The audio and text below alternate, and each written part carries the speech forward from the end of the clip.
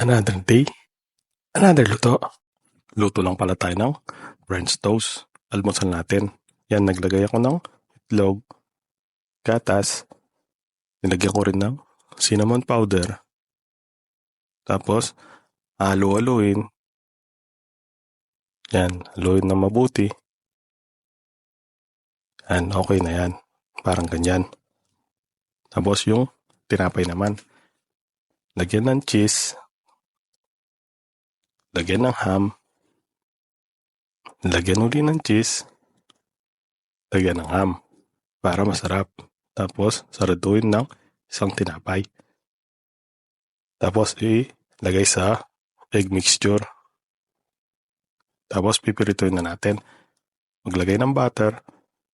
Ilagay na yung tinapay. Ipatoasted ng konti. Tapos, i-flip.